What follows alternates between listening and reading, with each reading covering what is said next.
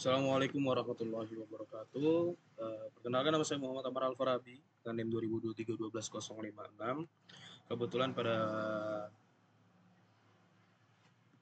malam hari ini saya ingin mempresentasikan terkait dengan tugas yang ada di modul 2, yakni praktikum CSS. Bagaimana kita mengimplementasikan materi CSS menjadi tugas yang telah terdefinisi dari kriteria yang ada pada modul. Bisa dilihat di sini dari codingan yang atas, yakni ada .type HTML dengan HTML lang ID dari baris code pertama dan kedua.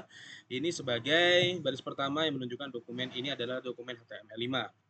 Dan yang berikutnya ada HTML lang ID, yang dimana ini memberitahu browser bahwasannya bahasa konten dalam halaman ini adalah bahasa Indonesia. Jadi sekedar lebih spesifik terhadap browser dalam pencarian kalau ini adalah halaman browser yang menggunakan bahasa Indonesia.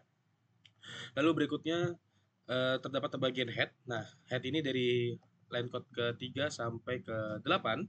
Di sini apa namanya? Yang pertama itu ada meta charset UTF-8 yang dimana ini memastikan karakter seperti huruf Latin atau enggak simbol itu dapat ditampilkan dengan benar.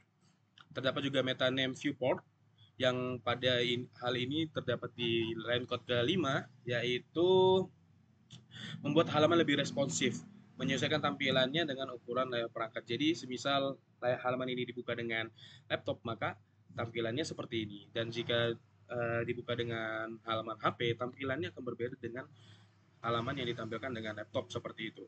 Lalu terdapat title yang dimana ini menunjukkan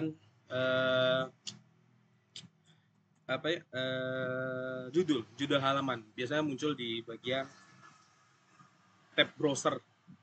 Lalu ada link rel style sheet yang dimana di baris out ke-7 ini menghubungkan halaman dengan file CSS eksternal. Kebetulan dalam hal ini saya menggunakan CSS eksternal untuk mengimplementasikan tugas saya. Lalu terdapat juga body. Nah, body ini lumayan panjang dari baris kode 9 hingga baris kode 21. Oke, yang pertama ada body. Ini bagian utama tempat seluruh konten halaman ditampilkan. Lalu ada H1. Nah, H1 ini untuk menampilkan judul halaman. Biasanya dia muncul di paling atas dengan tampilan seperti di Word, dia paling besar sendiri dengan tampil ukuran besar secara default. Default memang seperti itu H1. Lalu terdapat juga P. Nah, P ini sebagai apa namanya? Kelas bernama intro. Nah, ini diatur melewati CSS. Jadi, P ini sebagai paragraf untuk menampilkan teks yang dimana ada tulisan ini adalah paragraf pengantar di bawah judul utama. Paragraf ini memiliki latar abu muda, teks hitam, dan padding yang cukup agar nyaman dibaca. Ini bisa dilihat di hasilnya di bagian kanan. Nah, ini ada tulisannya. Ini tampilannya seperti apa. Nah, di sini menyesuaikan dengan yang ada di dalam paragraf. Apabila kita pengen mengganti, maka secara otomatis nanti di tampilan akan berubah. Seperti itu. Lalu terdapat juga apa namanya? Style. Nah, style sendiri saya menggunakan text align center yang dimana paragraf yang ditampilkan itu nanti dia akan terletak di bagian tengah seperti itu.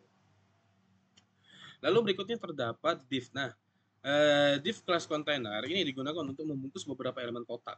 Yang dimana jika teman-teman lihat di bagian kanan itu ada beberapa kotak, bisa dihitung 3 kotak ya.